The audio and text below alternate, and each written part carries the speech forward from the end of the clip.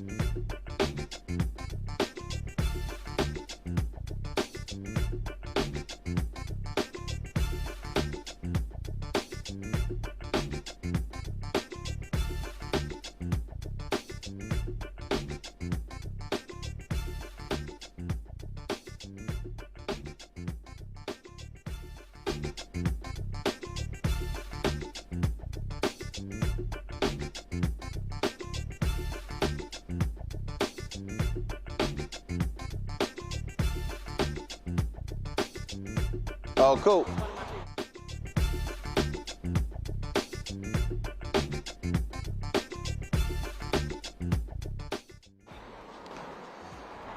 Hey, folks, today is Wednesday, June 3rd, 2026. Coming up on Roland Martin Unfiltered, streaming live on the Black Star Network. I'm live here on the south side of Chicago, where today was Media Day for the Obama Presidential Center, which will be opening to the public on June 19th. And so we can't talk about it. It's all embargoed until after midnight, but we'll be able to have more to share with you tomorrow. Coming up on today's show, the Supreme Court allows Republicans in Alabama to move forward with a congressional map that wipes out a black district. It goes to show you how they are completely ignoring their own rulings just a few months ago. We're going to talk with a couple of plaintiffs in that case. We'll get an update on the Karmelo Anthony trial out of Dallas. We'll also talk about black farmers who are filing suit against the federal government. And we remember the great Peebo Bryson. We'll hear from Regina Bell, Gerald Albright, Chris Walker, and others. It is time to bring the funk on Roland Martin Unfiltered on the Black Star Network. Let's go. Whatever the biz, he's on it. Whatever it is, he's got the scoop, the fact, the find. And when it breaks, he's right on time and it's rolling. Best believe he's knowing. Putting it down from sports to news to politics. With entertainment just for kicks, he's rolling. It's on go, roll, y'all. It's Roland Martin, yeah. Rolling with Roland now. He's funky, he's fresh, he's real, the best, you know he's Roland Martin now.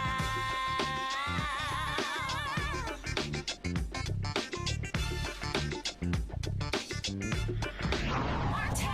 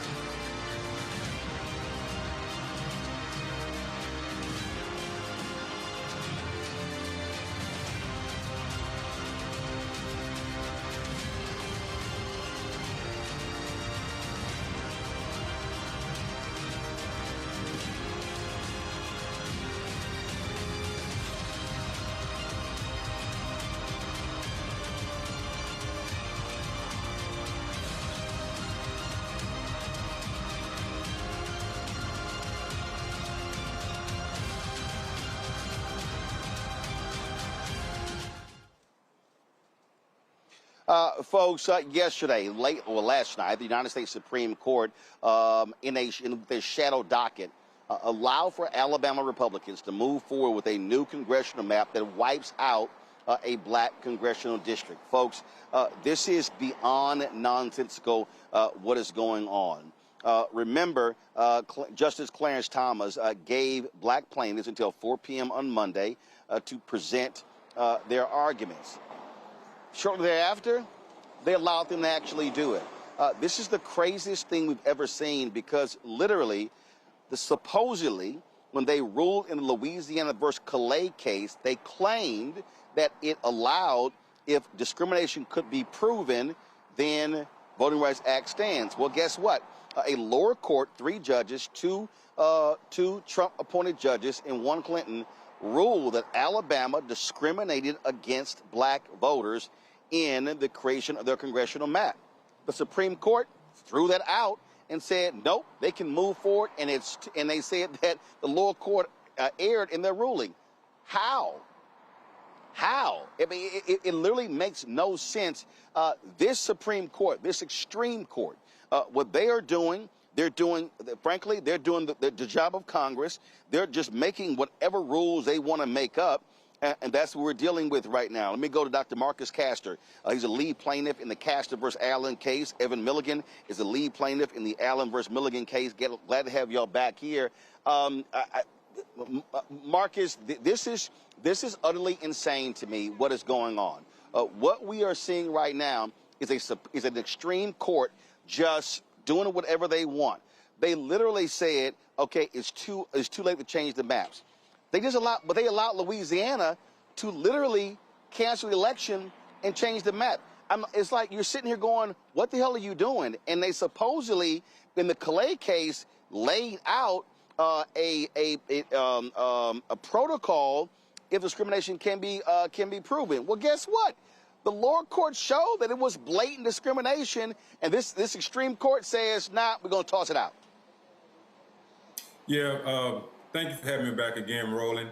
That is the confusing part about it all, because we thought that maybe since they ruled on it in 2023, that they would come back and be strong about it in 2026. You know, we're right at 3 years away from the previous ruling in 2023, and they went with a stay. And I thought that they would be more stronger in their ruling in this case right now. But, you know, I guess they decided that, hey, we're going to just let it roll out, let it play out for a couple of years, and we'll come back and revisit it later on. But, you know, it's really hurting us right now, and the impact is going to be felt tremendously in the future. So we hope and pray that everything works out just fine here in the future and ready to get back in the courts. Hey, Evan, they're all over the place on this. I mean, we don't know what the hell they're deciding. We don't know what the hell they're ruling. Again, for them to say that the lower court erred, and then what's crazy is that they're saying that federal judges should just simply trust the legislature doing what's right. We know for a fact that white Republicans in the South, Mississippi, Alabama, Louisiana, Texas, Florida, North Carolina, South Carolina, cannot be trusted. They have shown to be racist when it comes to maps. What the hell are they talking about? It also flies in the face of the facts on the record, you know, in the life cycle of this case. Because when the Supreme Court held in 2023 that this same lower court was correct in their analysis of Section 2 of the Voting Rights Act, the case was remanded to them.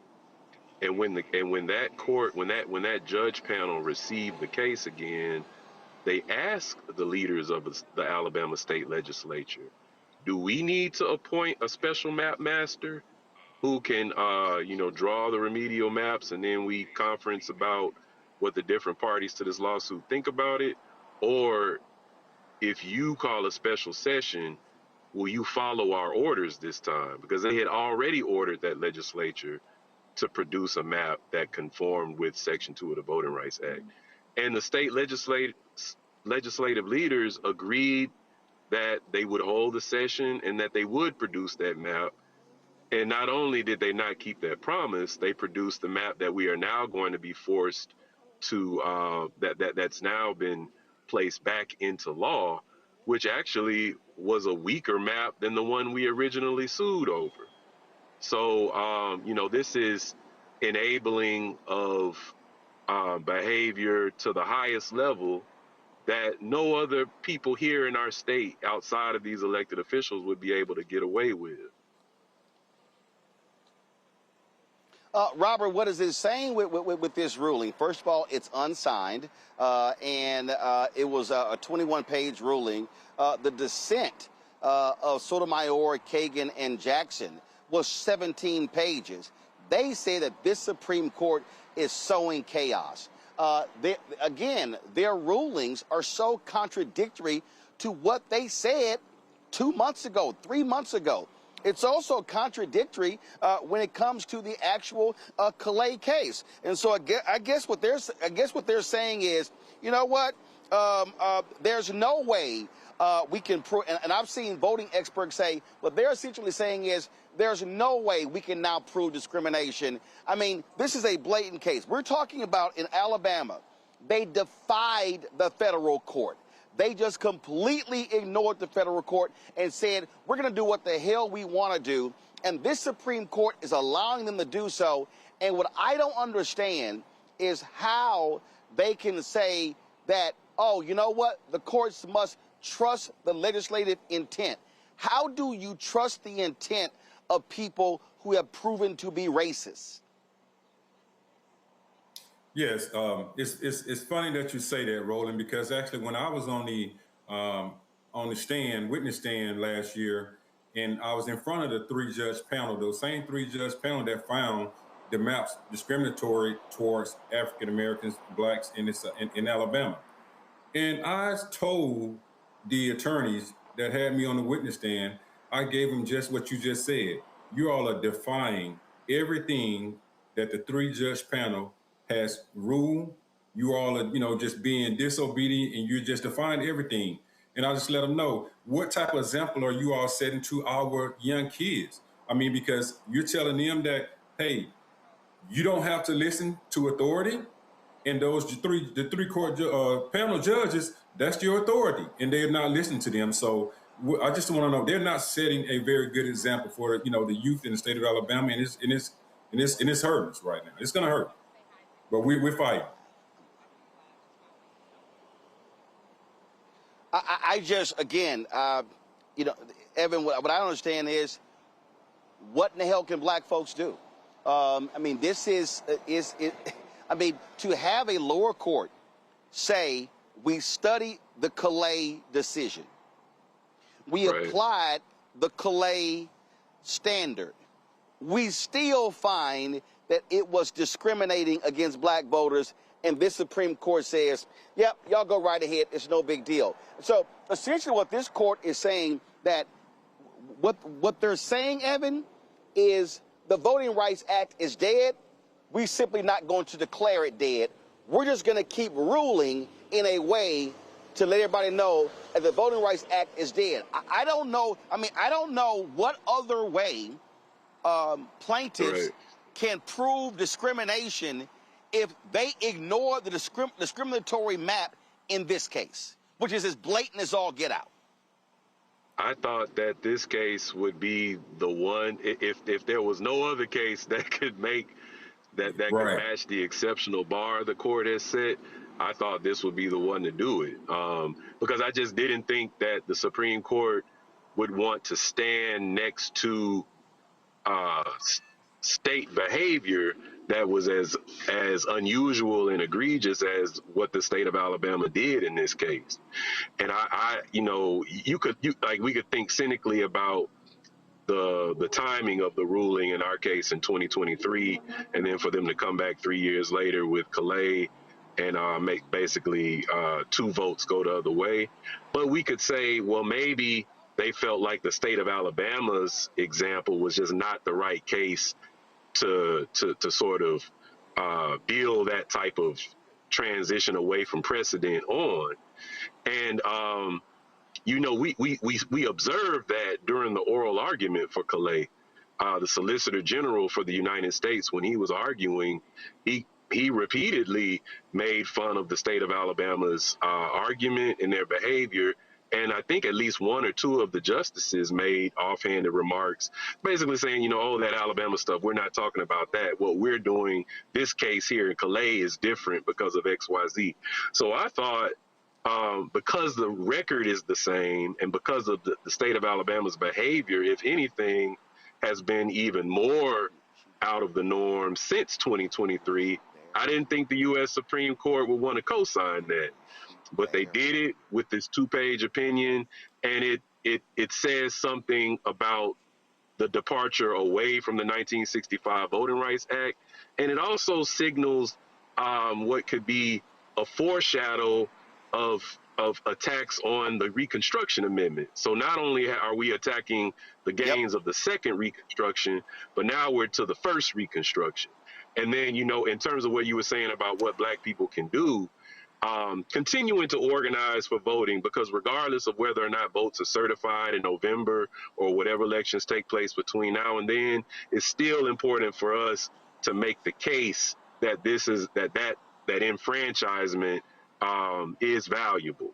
And the organizing that goes into doing community canvassing and messaging is also something that we should continue to pour into.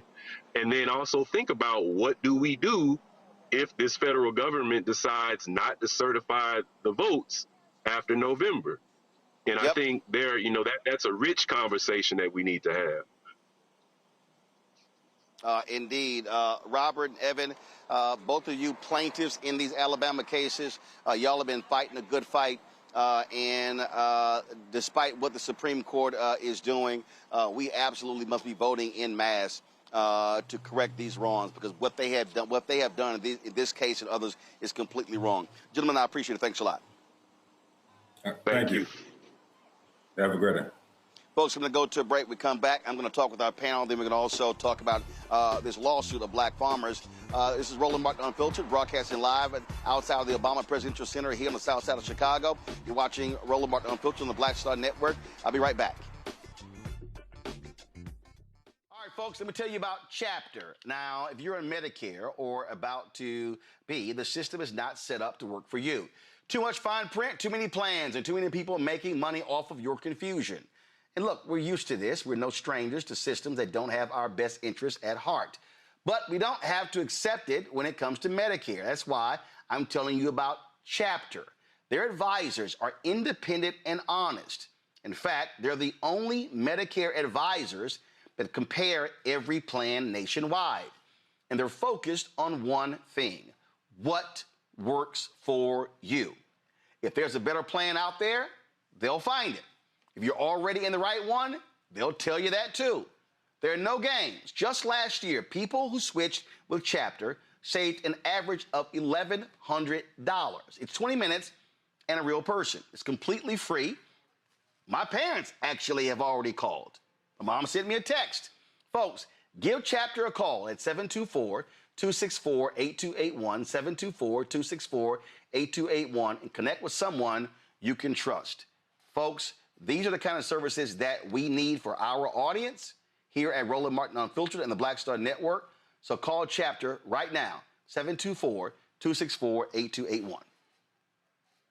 If in this country right now, you have people get up in the morning and the only thing they can think about is how many people they can hurt, and they got the power, that's the time for mourning.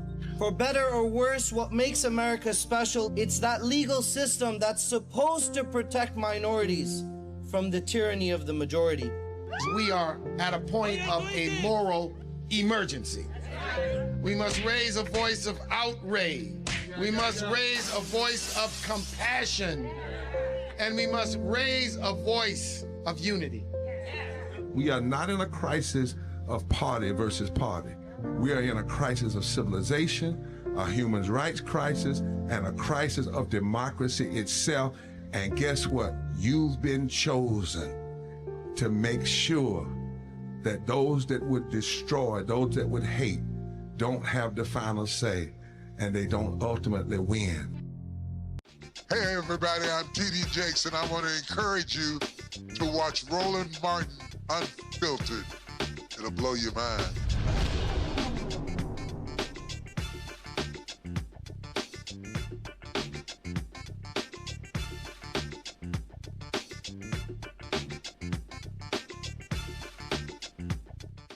Hold on. Wait. All right, folks, I want to bring in my panel right now. Robert Patillo.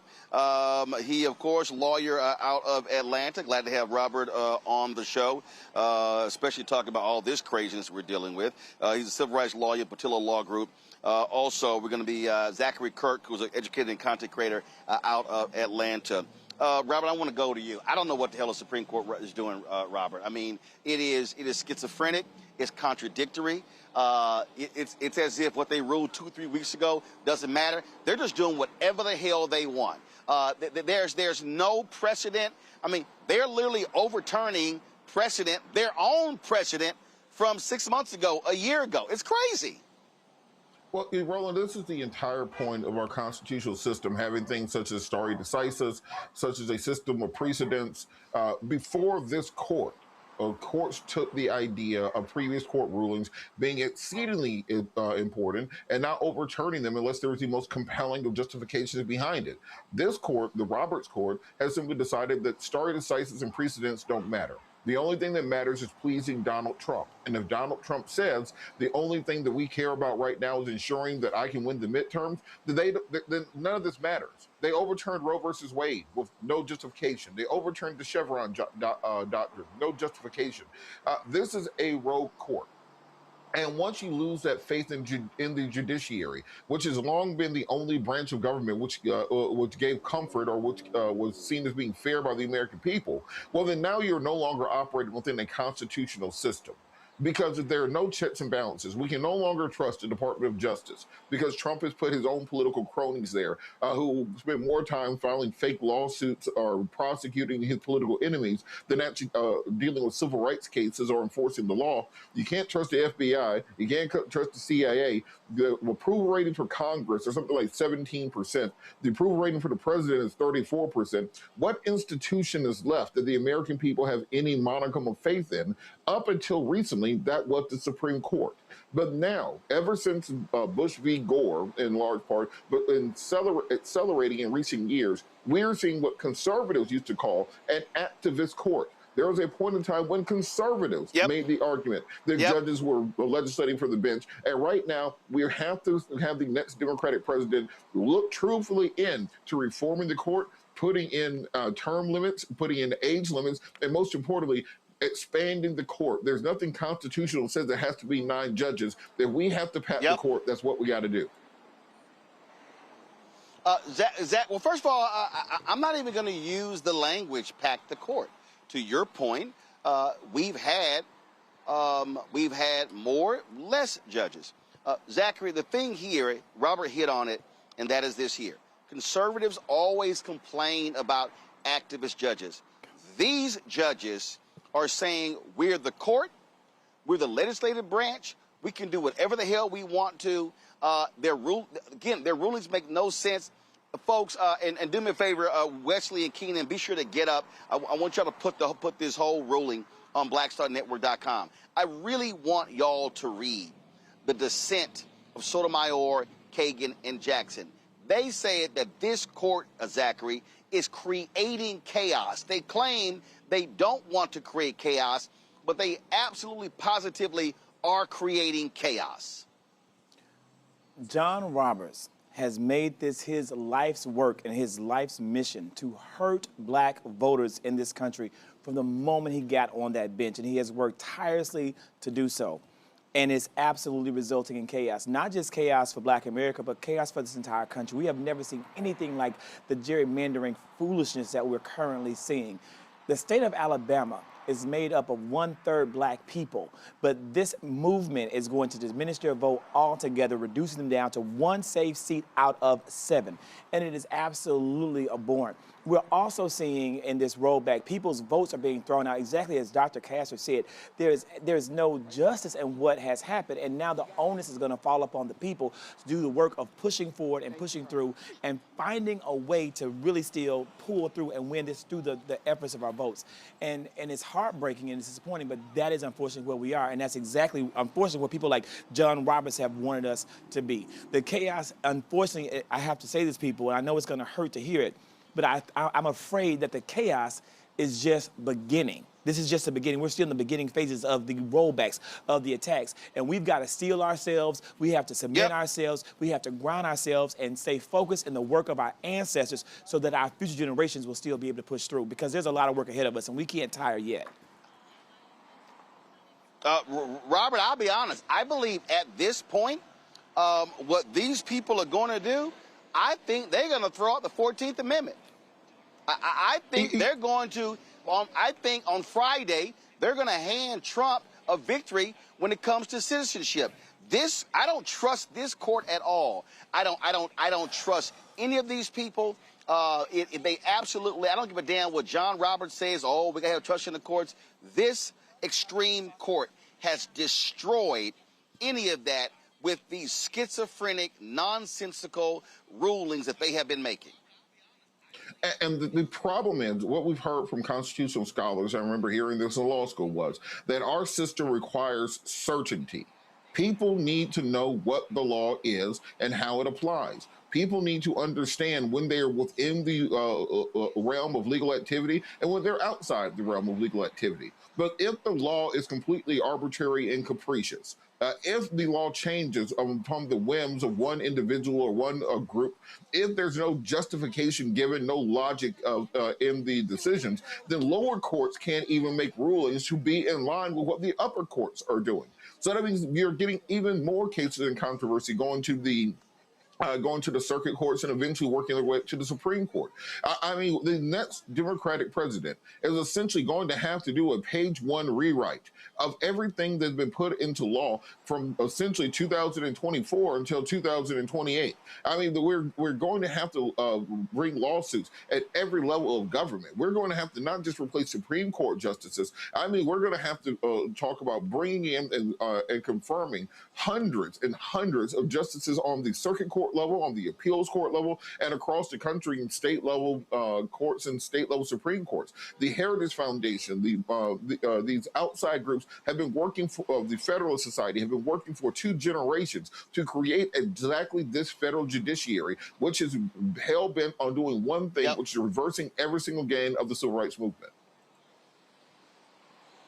I'm telling y'all right now, the only way this changes, there has to be a massive, and I mean a massive, black turnout. You heard me allude to it, what happened in 1983 in this city when 85% of all eligible black folks voted.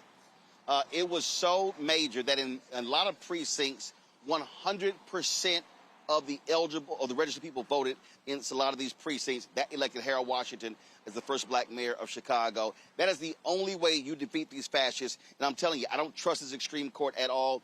Folks, June 12th and 13th, Reverend Dr. Bishop William Barber, they are going to be organizing, and first of all, have 2 days of virtual training, teaching people how to organize and mobilize when it comes to voter registration and when it comes to get out the vote.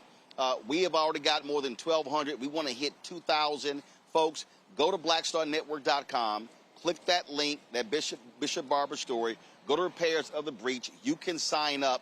We've got to actually make this happen. All right, let's go to our next story, where farming organizations have filed a lawsuit against Donald Trump's Department of Agriculture to seek the reinstatement of a $127 million program, or $127 million in grants.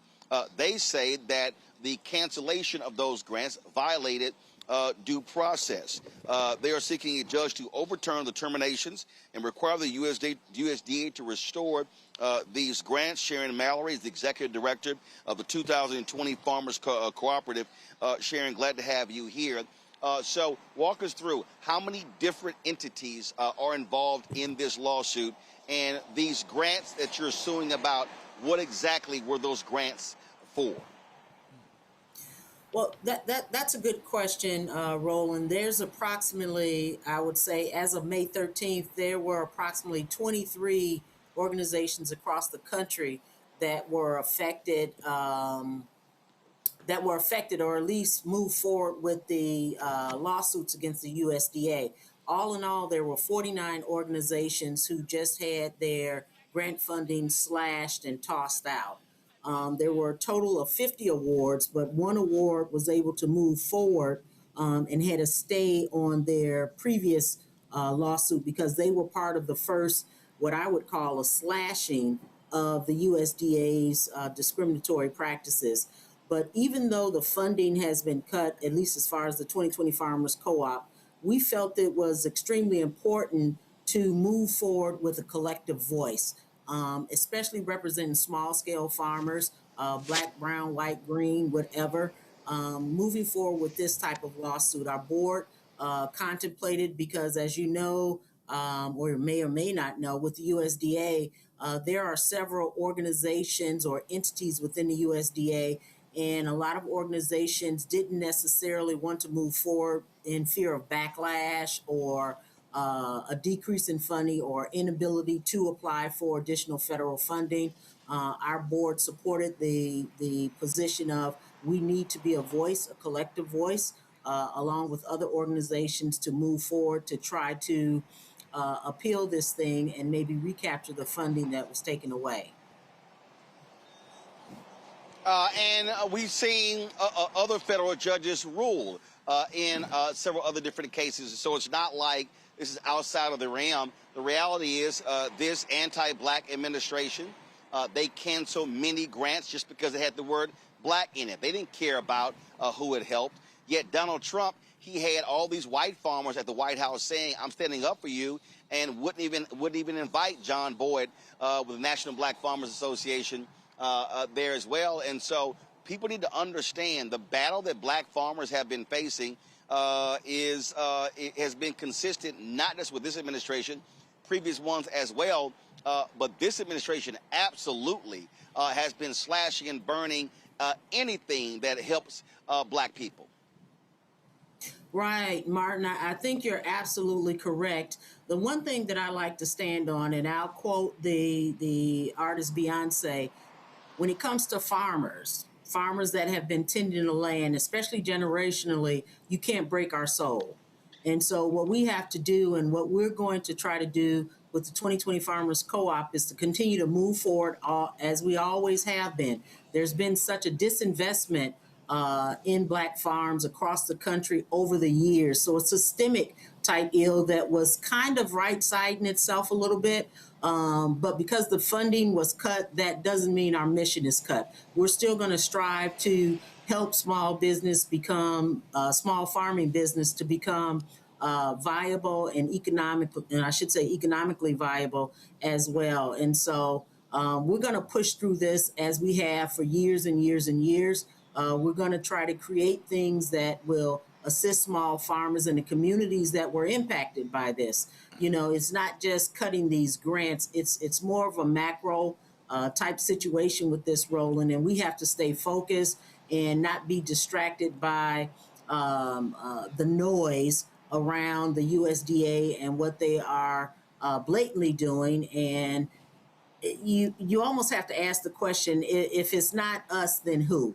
And so when it comes to food, there's one thing we know for sure is that most folk don't want to go too long without eating. And when you pull the carpet away from small scale farmers across the country, that has a significant nationwide impact, not only for black farmers, but all small scale farmers. And we're moving into a crisis if these funds aren't restored and organizations like the 2020 Farmers Co-op are not able to go out and assist small-scale farmers in becoming economically viable and assisting them into markets. You know, this particular program, the Land Access and Capital Markets Grant, was really trying to help small-scale farmers penetrate and scale up into markets that they have basically been excluded from for a lot of different reasons. So this was a really significant type of grant that was very creative, very forward thinking, and for it to be terminated not only affected small scale organizations, it's going to have an impact, we believe, in a very broad aspect, which is one of the reasons we decided to move forward collectively with a lawsuit. All right, then. We'll certainly keep us abreast of what happens next with the lawsuit, I'm going to go to my panel and allow them an opportunity to ask you a question. Zachary, you first. Thank you so much. Mallory, please, Miss Mallory, I want to really emphasize to people out there that when black farmers lose money, lose funding, lose resources, white businesses suffer too. So I want you to be able to just, if you can give us, or want to ask you, what are the ripple effects that will hurt the American economy across the board in our farming communities that they're going to suffer from this? Yeah, I think it's a compounding effect here. And when you affect small-scale farmers, and I'll use beef as an example, okay? There are a lot of small-scale ranchers that provide a lot of local beef to our markets. Right now, when you look at the beef market, you go to the grocery store for ground beef, you're paying $6 to $10 a pound for ground beef. That's only going to be escalated by not providing resources that small-scale farmers can become more efficient. They can have better genetics. They can be able to create herds and things of that nature. So we're anticipating that the USDA will try to mitigate this in some fashion and provide incentive. The USDA has always provided incentive to small-scale farmers. It was just not small-scale farmers of color. And so that is one of the impactful things that really has an impact. And so what we want to do as a 2020 Farmers Co-op is position our small-scale farmers so that they are ready and can compete in this market, because that's what the grant was about. Whether the funding is not, definitely we want the funding back, but it is quite significant. And if I had to encourage individuals, if you're thinking about how to support small-scale farmers, first thing I'm going to say is change the behavior, and then support your small-scale farmers by buying local and buying fresh. Robert. Thank you so much for everything that you are doing and the information you provided. When I was executive director of the Rainbow Push Coalition Peachtree Street Project in Atlanta, I ran Reverend Jackson's Black Farmers Initiative, particularly during the time when Secretary Vilsack and the Biden administration were working on getting additional support and economic support for Black farmers that have really been ripped away by the current administration through lawsuits by Stephen Miller, et cetera. Could you talk briefly about kind of the triple pandemic, if it would be, that has hit Black farmers during this administration, between the tariffs onto the restrictions, the new rules that favor the agribusinesses? Can you just really give people an idea of what the true conditions are for Black farmers right now? Well, I know you've heard the saying, if some folk catch a cold, blacks catch the flu. And that's exactly what we have here. So just to give you a nutshell on this whole agricultural industry and how it has changed over the years, back in the 80s, it was a switch from supporting small-scale farmers to go big or go home. Therefore, you had a lot of industrial-type agricultural entities to emerge themselves. And so over the years, what has happened is that big industrial farmers have bought up land, bought small-scale farmers out, and really moved along. So fast forward to 2026, 2025, you get an administration that comes in and starts placing tariffs upon that, slashing USDA programs that a lot of small to mid-sized scale farmers were contributing into. I just got back from Arkansas, and one of the things they were telling me, there's a Black-owned rice mill there. And one of the things they were telling me with the slashing of the USDA, USAID, it had a significant impact because they provided a lot of rice and byproducts through the USAID program. And by completely slashing that program out, it was devastating, or is devastating, to that small Black-owned rice mill. And so we have to be very conscious in communities about the impact of this. And so by slashing these type of grants, putting tariffs on things, it's not only hurting the small-scale farmers, it's hurting the large farmers, the mid-sized farmers, and of course the small-scale farmer right now is really catching the flu. And we've got to do something. We've got to have the right medicine, the right mindset, be very focused on moving forward, being very focused on getting our message out, being present and being seen. But behind being present and being seen, we have to be very proactive in putting strategies together to recreate systems where small-scale farmers can partake in those systems. And to me, that really means addressing the issues that many communities, especially dense communities, have. That is addressing this thing called food insecurities.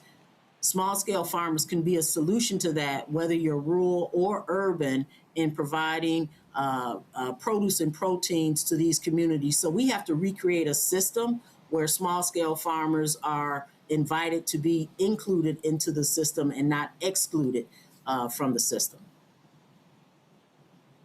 All right, Sharon Mallory. We sure appreciate it. Thanks a bunch and good luck with your lawsuit. All right, thank you. Thank you very much, Roland. Folks, going to a break. When we come back, we're going to get an update from Attorney Thelma Anderson with regards to the Karmelo Anthony trial in Collin County, Texas. Folks, you're watching Roland Martin Unfiltered on the Black Star Network. Don't forget to support the work that we do here on the Black Star Network. Look, trips like this here to cover this media day. Listen, we don't have a sponsor for this.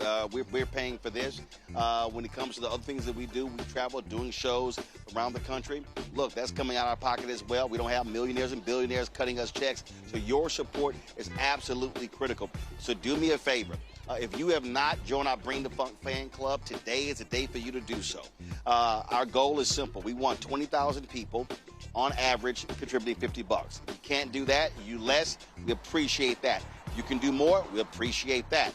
And so this is about us being able to have sustainable black-owned media. Listen, I spent 6 years here in Chicago. I ran the Chicago Defender, a historic black newspaper. I was, of course, had a midday in the morning radio show, WVON Radio. Later did some work for Ebony Magazine, all black owned. I'm telling you right now, the Chicago Defender today ain't what it was when Robert Abbott owned it. Ebony Magazine today, not even close to what it was when John H. Johnson owned it. And so if we are going to have a future, we've got to have a future where black-owned media is being supported. Again, I'm on the south side of Chicago. Folks, there used to be numerous black newspapers all across the south side, all across Chicago, covering our issues. You don't have the reporting anymore. And so your support allows us to be able to hire staff, to have additional resources, to build this black-owned, independent digital news network out.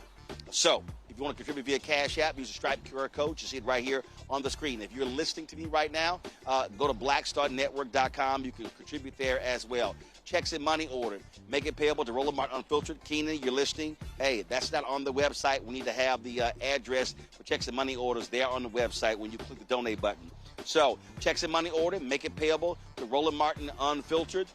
P.O. Box 57196, Washington, D.C., 20037. That's 0196. PayPal is paypal.me/rmartinunfiltered. Venmo is RM Unfiltered. Zelle, Roland at RolandSMartin.com. Roland at RolandMartinUnfiltered.com. We'll be right back.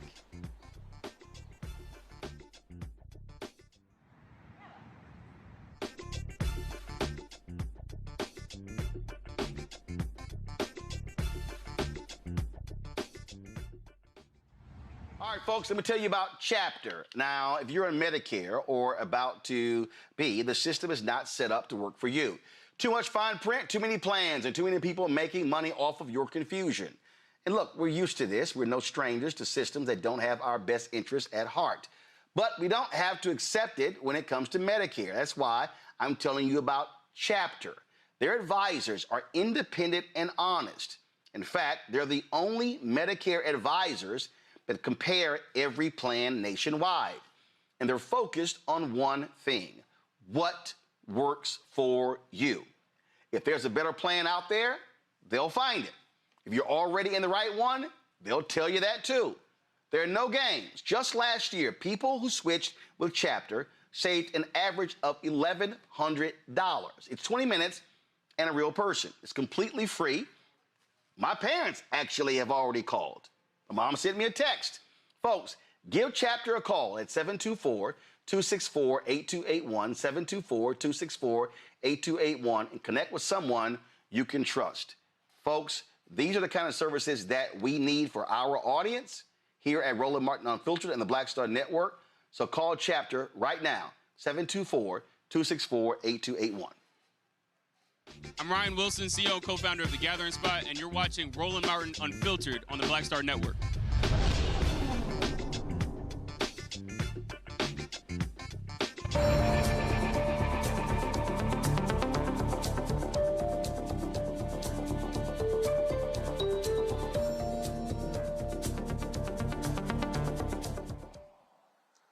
Folks, day 2 of the State of Texas versus Karmelo Anthony trial. Joining us right now is attorney Thelma Anderson. She has been in the courtroom.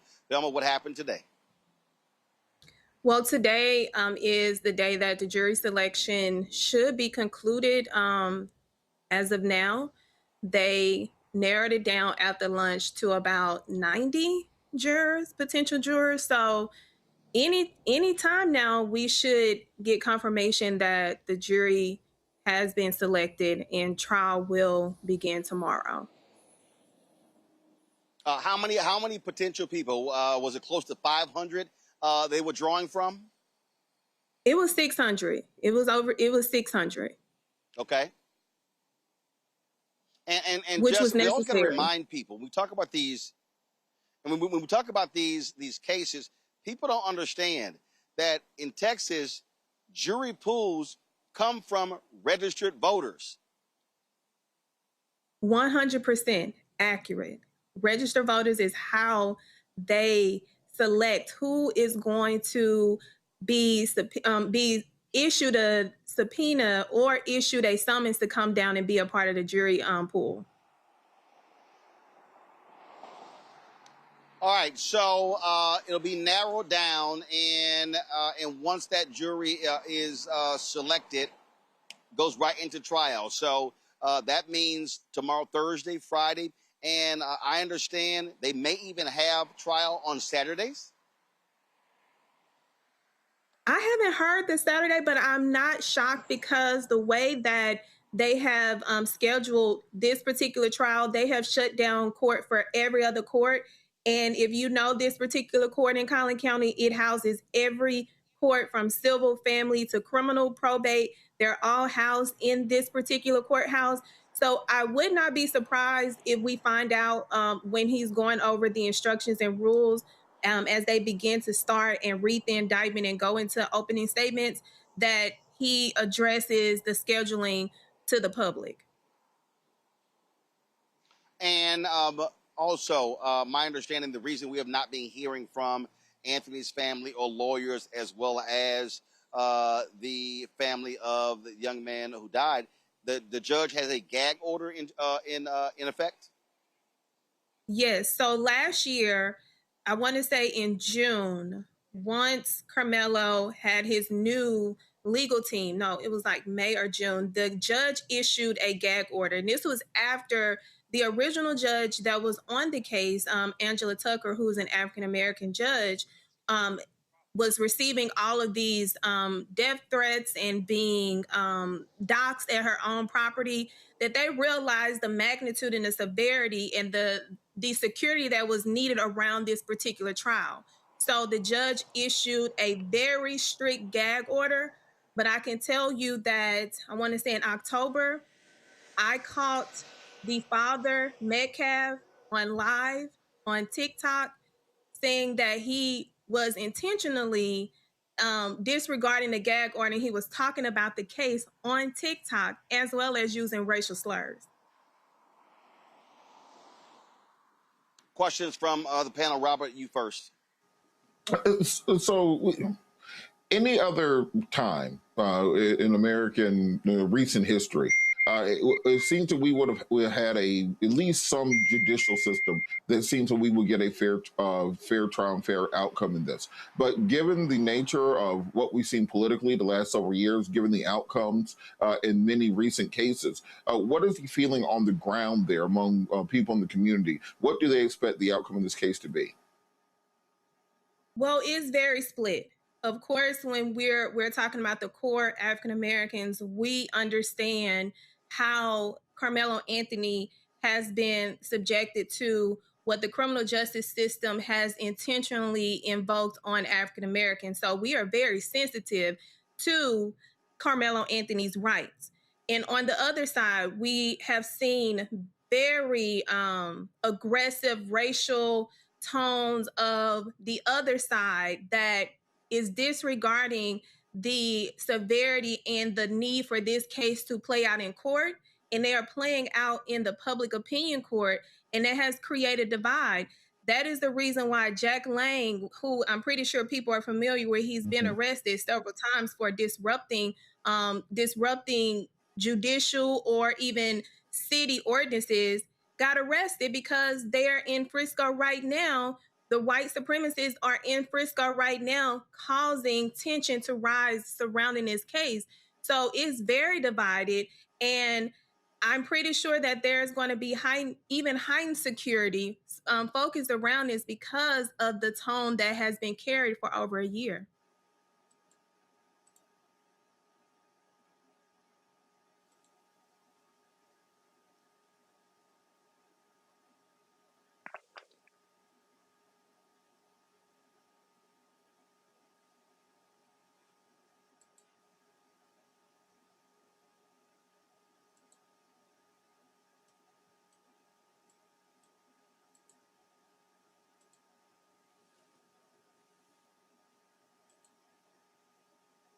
What evidence, because you talked about this is being played out on social media. I follow this case. One thing I do on my platform, as activists on all social media platforms, is give insight to the Black perspective of Black news that other outlets aren't covering in mainstream media, very similar to what Roland does.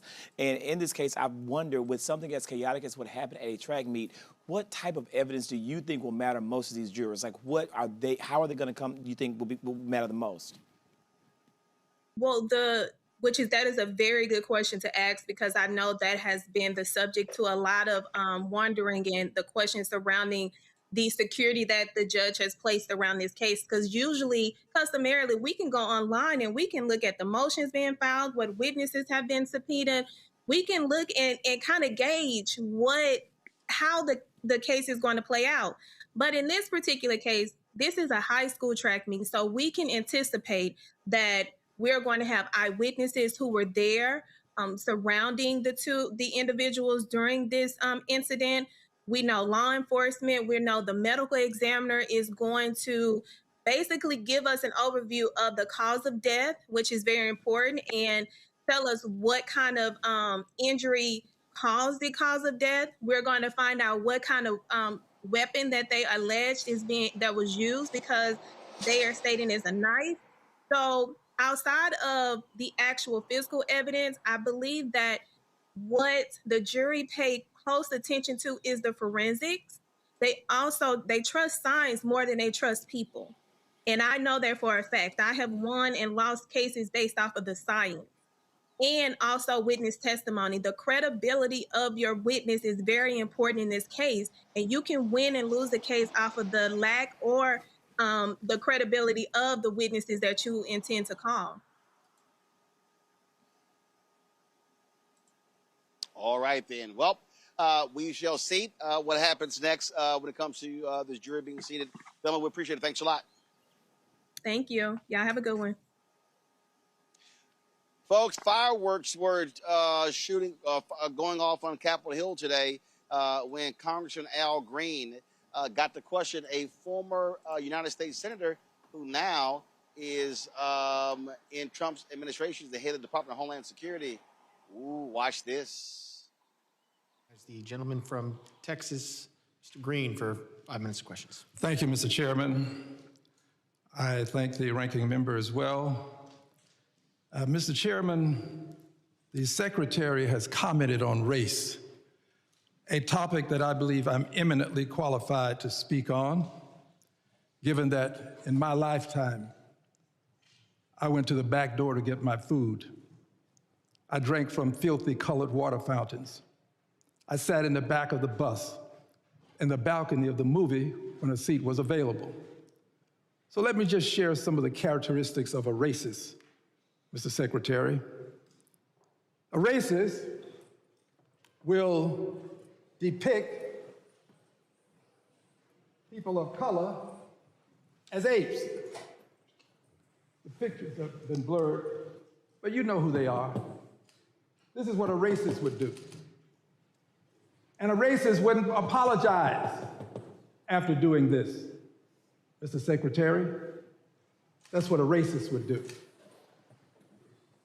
A racist, Mr. Secretary, would take offense at peaceful protest. You said you believe in peaceful protest. This was peaceful protest, Mr. Secretary.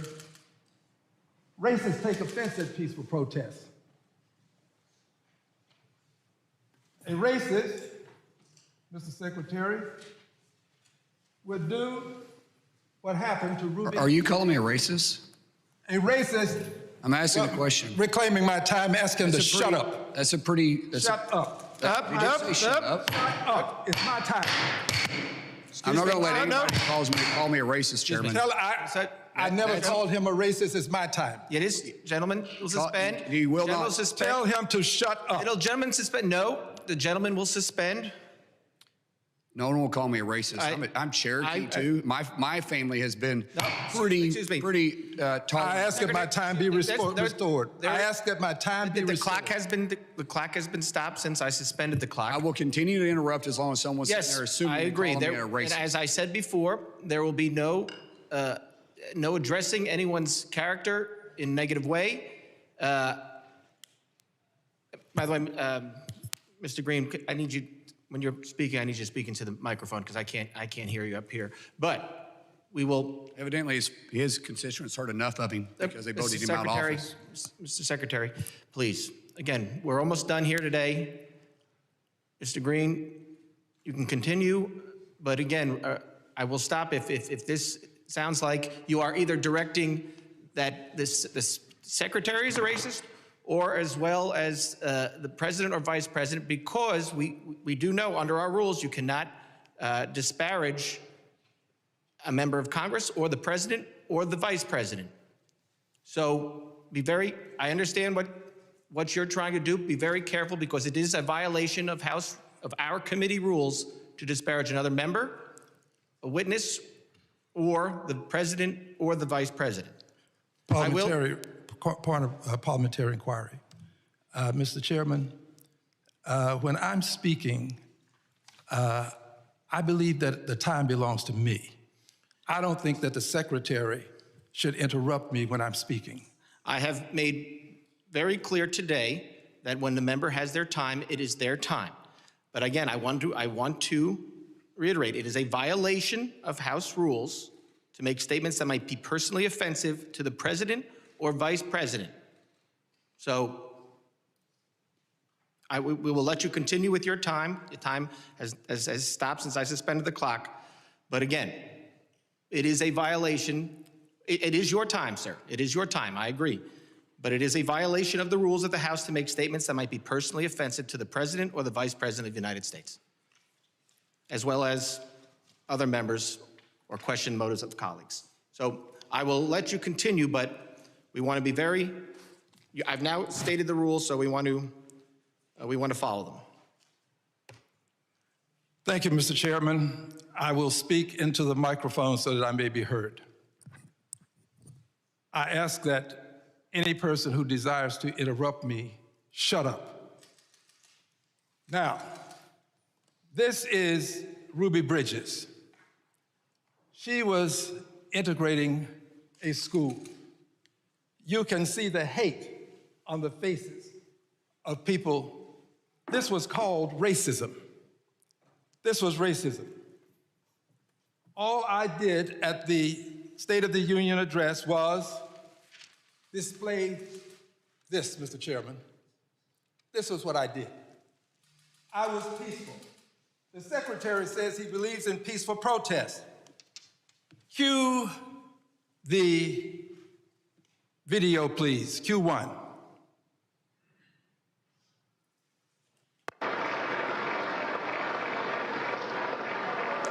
Freeze the frame, please.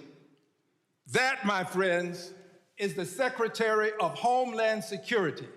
He traversed some distance to get to a peaceful protester and display his despicable behavior. Unbought, that's me. Unbossed, unafraid, that's me. And by the way, unelected, yes. Liberated, Democrat. You, sir, have engaged in despicable behavior. Now, let's just talk for a moment about this behavior. It's not the only time that you've behaved in a dastardly way. Cue the second video, please. Quit the tough guy act in these Senate hearings. You know where to find me, any place, anytime, cowboy. Sir, this is a time, this is a place.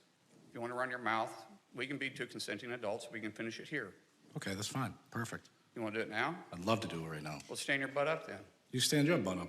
Oh, hold on. Big No, guy. no, stop it. Is that your All right. solution? Every Poland. No, no, sit down. Sit down. Look at you. You know, you're a United States Senator. That was the Secretary of Homeland Security. The Secretary of Homeland Security concerns me because of his behavior as it relates to peaceful protests, as it relates to the way he chose to come over and with force address a peaceful protester. It concerns me because in that department, they have many people of color. I'm concerned about how they will be treated under the leadership of this Secretary of Homeland Security. I do not believe that he is qualified because he doesn't have the temperament to deal with people in a respectful way. I peacefully protested. I would do it again because I know the history of apes and how they have been used to demean people of color. Gentleman's time is reclaiming his time, Robert.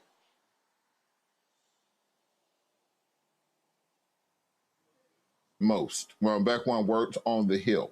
Well, someone like Al Green would stand up. Someone like a Maxine Waters would stand up. You know, the quote-unquote old guard, who everyone in the Democratic Party, for some reason, seems to find the need to try to keep shuffling on out the door. But at the same time, when they would stand up, when they would march, when they would walk out, the rest of the caucus would be sitting there on their hands. You know, remember the year that the first year that Al Green got escorted out of the joint address to Congress that Trump did. Instead of every single person in that chamber standing up and walking out in solidarity with him, they held up the little placard, the little black card to show their displeasure. I mean, the only way that you deal with a narcissist, and Trump is a narcissist, has refused to give him the attention that he is so starved for and that he so desires. So if you want to actually deal a blow to Trump and his ego, don't show up, anybody, for anything that he is doing. And if the old guard is standing up and we actually respect our elders in this caucus, you stand up and you walk out with them. It shouldn't just be Al Green holding up a sign saying we are not apes. Every single person in that room should have held up a sign and said we are not apes. Because they're going to be for how racist it is, one opportunity to actually do something about it. We hear crickets, we hear silence. This generation can learn something from our elders. We can learn something from the people who came before us. The old techniques have not gone out the window because you can send out a hashtag, because you can put out a TikTok video. Old school activism is still effective. And when we start losing the people who know how to lead us through these fights, we start losing what makes us who we are as a people and as a group. And I'm hoping Al Green runs again when he's 80 years old or however, and gets back in there, because we cannot reward these Republicans for their efforts in gerrymandering to get the real lions out of the House so they can bring a bunch of sheep in there to slaughter. Zachary? I could not agree with Robert more. What we saw just now, absolutely. You know what? Representative Green is not an ape. Zachary Kirk is not an ape. Roland Martin is not an ape. But I don't know why Mark Wayne Mullin sat his ass up there in that congressional hearing and acted like an ape. He's continuously acted like an ape.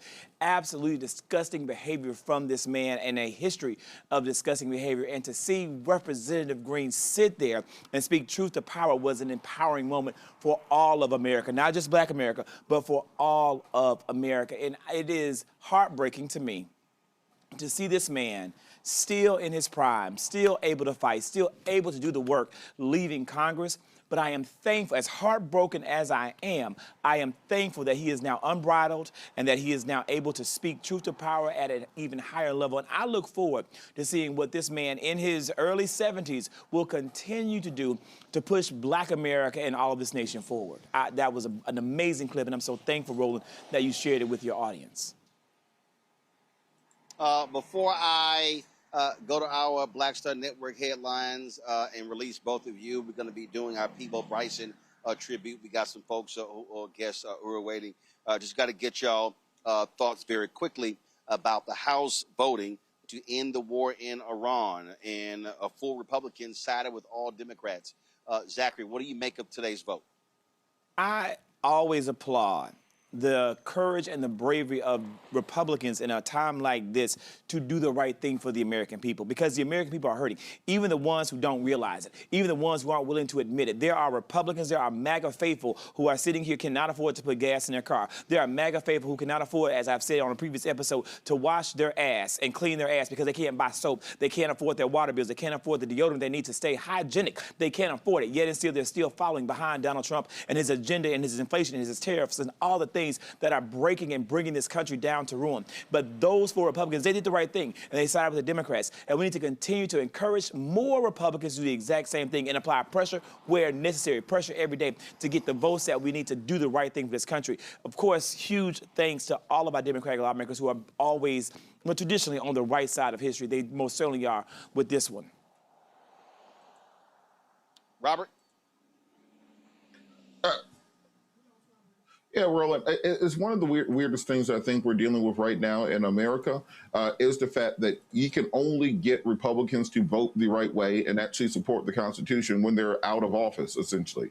It's only when they have realized that they are no longer going to be in power that suddenly they realize the Constitution exists, that our democratic norms are a thing, and that maybe we should not give unbridled and unquestioned power to one individual. The question is going to be what happens after this, because all that happens after the War Powers resolution is that now he has to go back before Congress for another vote if he decides to renew hostilities. And there are a few issues going on with it after that. But will these Republicans all hold to their guns and say that the war is over? And if they do so, what does this mean, not just for the midterms here in America, because that will truly show Trump to be a lame duck, and Republicans reading the writing on the wall and saying we have to break free from the MAGA agenda if we want to have any hope of saving our own tails, not just Trump's tail in November. But also, what does that mean internationally? Because if America cuts and runs right now, leaving Iran with their nuclear arsenal, with their ballistic missiles, with their drone capabilities, with control of the Strait of Hormuz, able to charge $2 million per ship that comes in, with the IRGC firmly in control of the country and not the actual supreme leader, the religious clerics, after the president offered his resignation. I mean, we have now changed the geopolitical tilt within the region, putting Israel and Iran on an inexorable heading towards war for hegemonic power within the Near East. So there are big things to come out of this, and we are only looking at the beginnings of it, not just here domestically, but internationally. And it's crucial to find out how many of those Republicans actually believe in what they're saying right now and will hold the president's feet to the fire and not allow this war to restart. Absolutely. Zachary, Robert, gentlemen, I appreciate it. Thank you so very much. Folks, time for Black Star Network headlines with Brittany Noble. The Trump administration is refusing to comply with the court order requiring it to refund $166 billion through illegally collected tariffs. The Supreme Court previously ruled that Trump lacked the constitutional authority to impose higher import taxes on goods from other countries. While the government has already processed roughly $85 billion in refund requests, only $21 billion has been repaid so far. The Trump administration is now signaling that some businesses may have to file their own lawsuits to receive the money. The money is owed to roughly 53 million refund entries, which is about 330,000 importers. Regardless of the current uproar over refund processing, Trump is still pushing for a new round of tariffs. The new tariffs include 10% and 12.5% on dozens of countries and the European Union.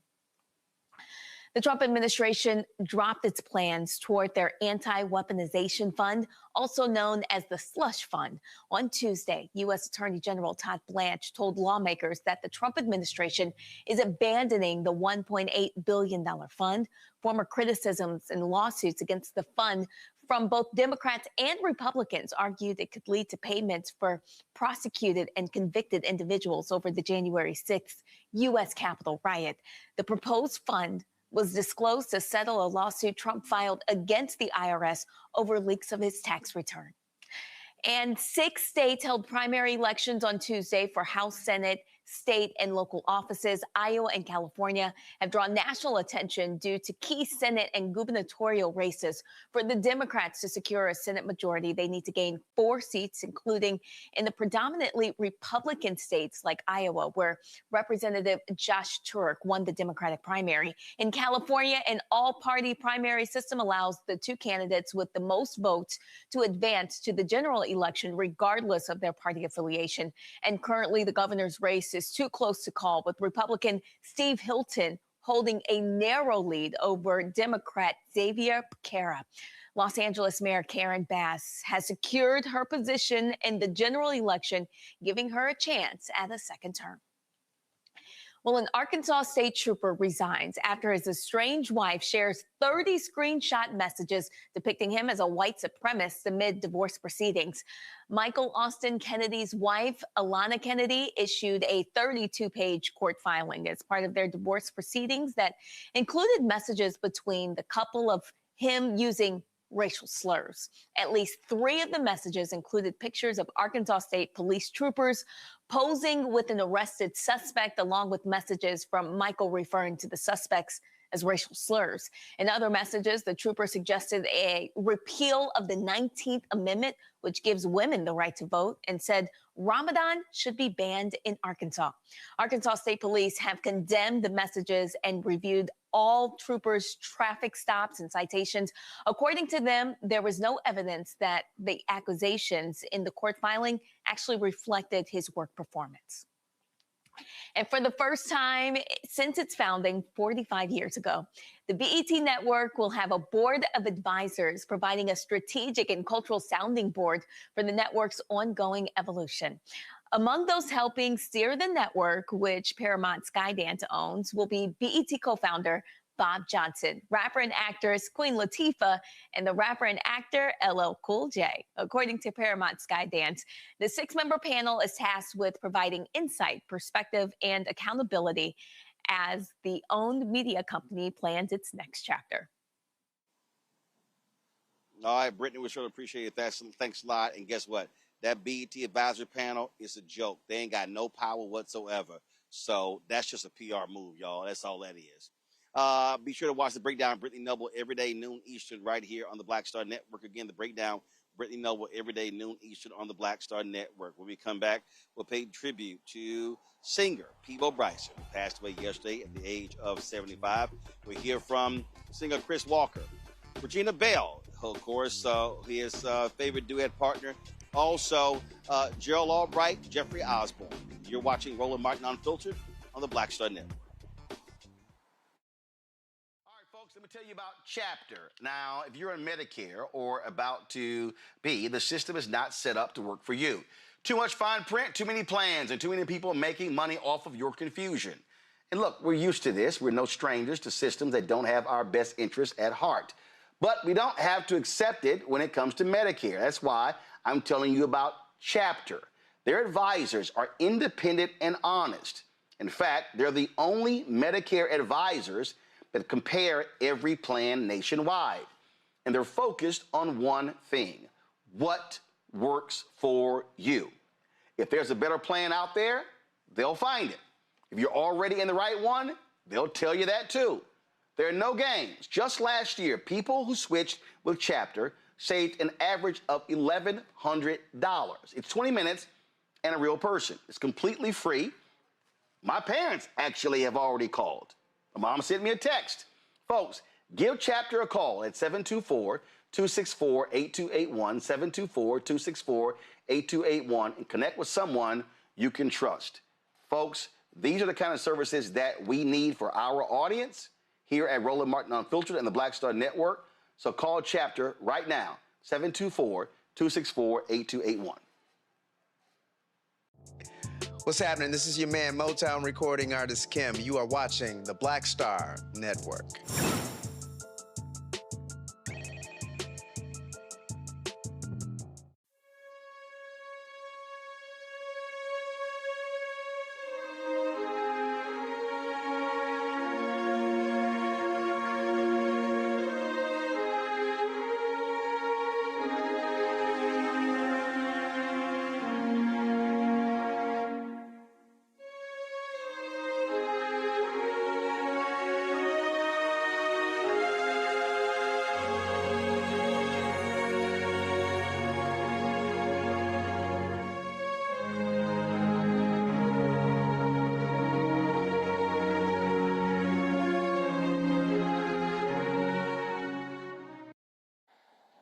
Folks, ever since we told you about Peebo Bryson passing away yesterday at the age of 75 in the Atlanta hospital, tributes have been pouring in from all around the world. People remembering his music, folks posting videos of him being at his concerts and photos with him as well. Folks talked about their favorite Peebo Bryson song, the duets. A strong voice, some R&B singer, crooner, you name it.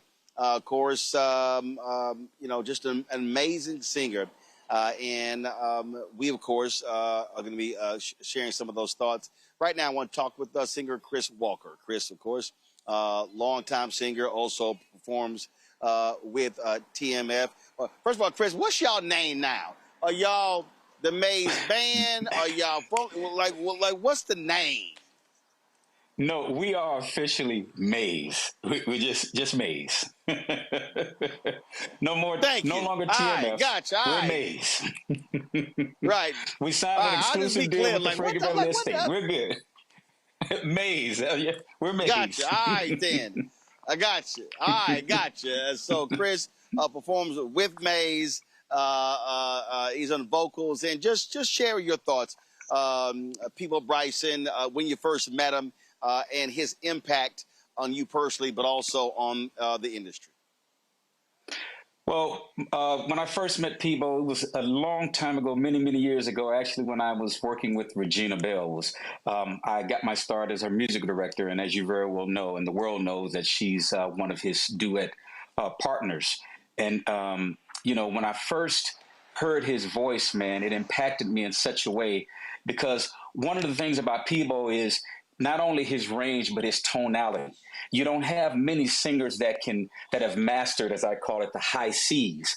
I call him the Pavarotti of R&B, because his voice, it's just so soothing, and it just pierces the soul. So Peebo, he's touched my life. He's been such a major influence on me, and he's going to be severely missed. Mastered, as I call it, the high C's. I called him the Pavarotti of R&B, because his voice, it's just music. Obviously, standing out. There's a lot different when you are out front as opposed to being a backup singer. I was talking to Black, and he often would perform the song that she did with Donny Hathaway. He would often perform Donny Hathaway's parts when he sang with Roberta Flack. Right. And the thing about it is his voice was very powerful, but he also had a way of using it in a tender way. Prime example, A Whole New World, just the way he approached the beginning of it with such tenderness. And as the song developed, it grows into his bigger voice. So he had a tenderness about him that was just as strong as his powerful voice. So yes, indeed. Yes, indeed. And he's one of those singers that could stand flat-footed. He didn't need a band. He could blow you away just standing there in front of a microphone with no one else. And that's the power of Peabo Bryson.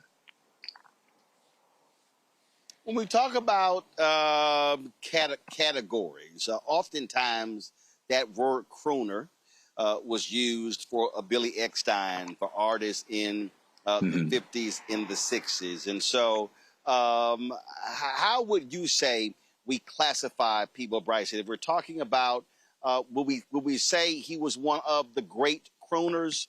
Or would we say he would be among the great R&B soloists of the second half of the 20th century?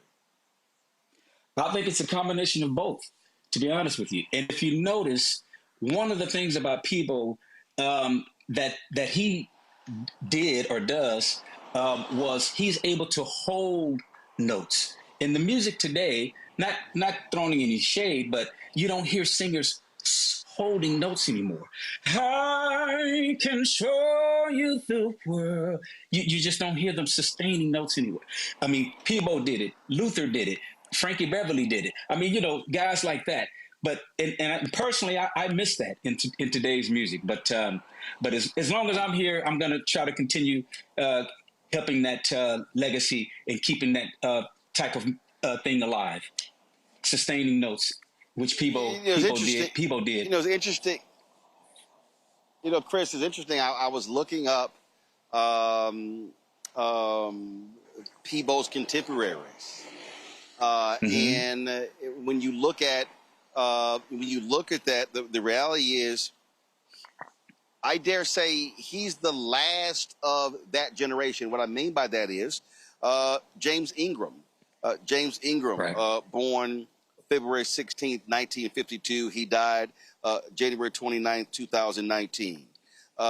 When you look at Teddy Pendergrass, Teddy P was born March 26, 1950. He died January 13th, 2010.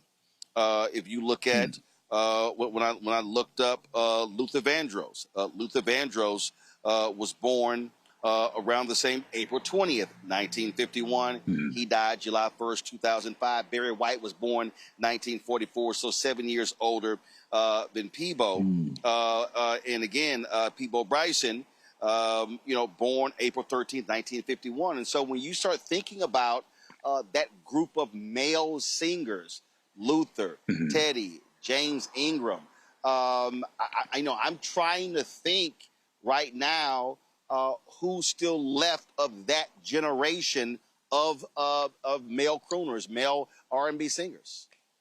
Jeffrey Osborne. Well, Jeffrey. Yeah, so Jeffrey. You got when we get a vote of you. So Jeffrey's probably, of that generation, one of the last in terms of as a solo artist. Yeah. And I would also say George Benson as well. Those two probably are. Now George Benson, a different type of singer, but at one point, he was also, a balladeer like that as well. He had some major hits, but I think just those two. But again, Peabo Bryson to me was in a class all by himself, man. Forget about it. Absolutely. So again, just a fantastic singer, and we will certainly miss him. Our last question I have for you, Chris. Do we still have Chris? Because we lost him there a little bit. We still have him? Yes, I'm here. I'm still here. Chris. So I'll ask you your favorite Peabo Bryson song, and not necessarily a song that the public may know, but your favorite Peabo Bryson song. I'd have to say it's between Why Goodbye and Can You Stop the Rain. Those are probably my two favorite Peabo songs. And if you haven't heard Why Goodbye, all right then, Chris, look that one up. Gotcha. Well, actually, I was talking to someone last night, and he mentioned a song called You. I'd never heard of it. He said it was a B-side, and then I went to listen to it, and an amazing song in terms of piano as well. And so we got it. Chris, I appreciate it, man. Thanks a lot. My pleasure. Folks, saxophonist Gerald Albright sent us a video sharing his thoughts and reflections regarding his longtime friend, Peabo Bryson. Hey, Roland, thank you so much for the opportunity to give a few expressions about our dear friend, Peabo Bryson. When I heard of his passing, it was a huge blow for me because it put me into an immediate reflection of the 40-year friendship that we had. I was blessed to know him, and I was blessed to perform with him, record with him. Families came together. We just had great quality time together over the years. I've done jazz cruises with him. Just a plethora of stories. One that comes to mind, actually, is when I first met Peabo Bryson. I want to say it was back in 1988, 1989. He was recording his album at the time, and he called me to do a sax solo on a great arrangement of the song Show and Tell. And prior to this, we had never met, and I walk in the studio. It was AirLA Studios in Glendale, California. And he was just a pleasant guy, but a very confident guy. He knows what he wants, and you can tell with the career that he's had that he was very decisive and a perfectionist as well. And so he explained to me what he wanted on the tune Show and Tell, and he said, hey, I hear that you're that one-take guy. You can do solos in one take, and my ego won't let me be convinced that you can do this solo in one take. And I said, well, you know, sometimes I get lucky and I do it in one take. And so I put the horn together. I went into the recording booth, got on the microphone, and he ran it down once, and I listened to it, and then he ran it down again. I played the solo, and then he gestured to me to come back into the control room. And he says, Gerald, I owe you an apology. He says, my ego wouldn't let me be convinced that you could do this in one take, but you did. And so it became a running joke for many, many years about that one take that I did on Show and Tell. But that was the launching pad of our friendship. And wow, what some great times we've had on stage. The other thing that I loved about him is that he never said no. If I had a gig where I needed a special guest vocalist, if he was available, he would be there. And we've done several shows together, the last of which was Cancun a few years back. And he was there with his lovely wife, Tanya, and Kid, his son. And when it was time for him to do his bit on stage, of course, he brought Kid out, who just loved being on stage. He was kind of shy at that time, but now I just saw a recent video of what he was doing, the Michael Jackson dance and stuff. So he's really grown into the love of music and the love of dance and vocals himself. It was just a touching moment, and one of many, many experiences that I've had with him.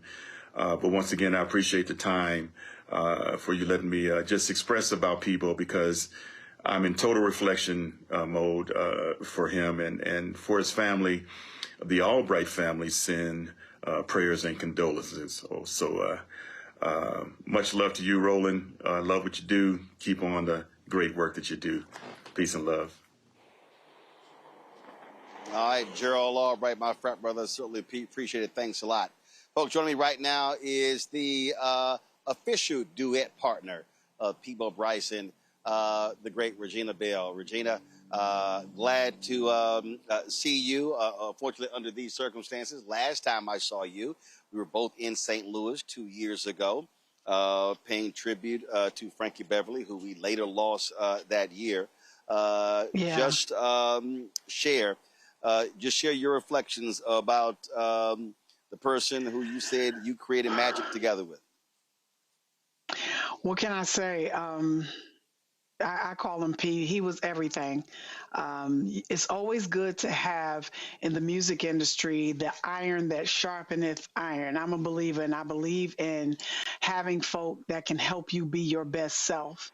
And that's what he was to me on stage. I always brought my best Regina when Peabo was with me. So that is a piece that I will certainly miss. But off stage, he was, how can I say this? He was a brother that I never thought I would have. As the years went by, He was more transparent with me. We were able to share things about our lives to help us understand who each other was. And just he trusted me. And that's the thing, to know this great man, this icon of a man, would take time out to humble himself, to kind of let me into his life, to know who he is. And, you know, we could have banter together, you know, back and forth about different things, you know, concerning our lives. So these are the pieces of him that I'm going to miss sorely.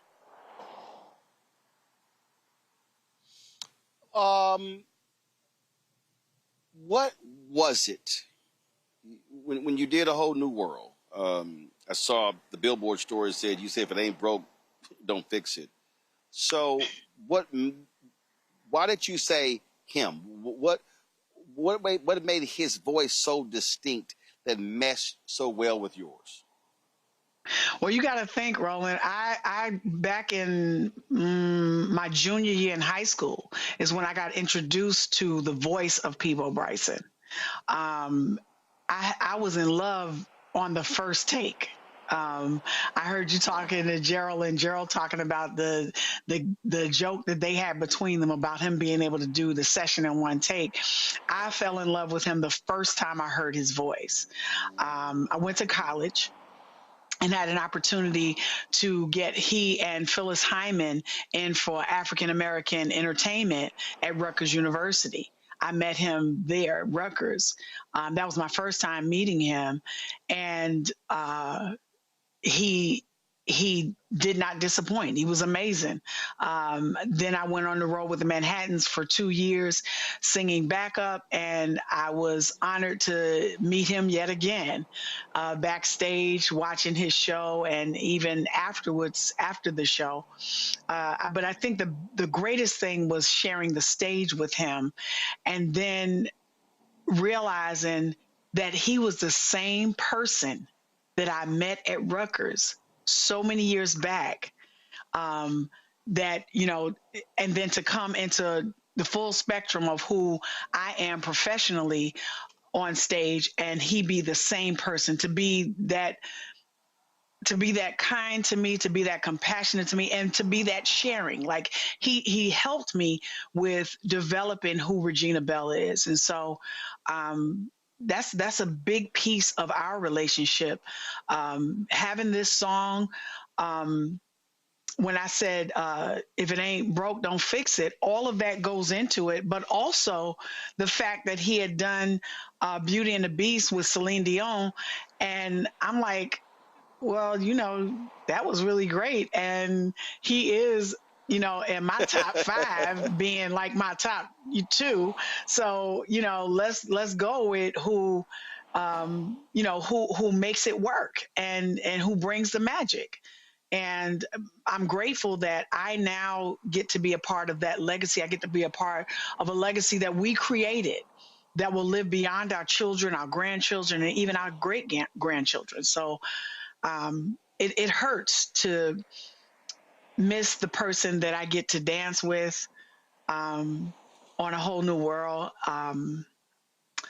It hurts that I'll never hear him say in his intro of me, and this is my Regina Belle. You have to get your own. I'll miss all of that. I'll miss and he used to say that every time we went to work. So, you know, I'll miss that. And I'll miss the philosophical conversations we had where, you know, we would go at it. I mean, it would be hours and we would go at it. But that was my friend. That's what we did. Last one. He always was clean. And what I mean by that is I think back to being at Essence Music Festival, and I went backstage to see Charlie Wilson.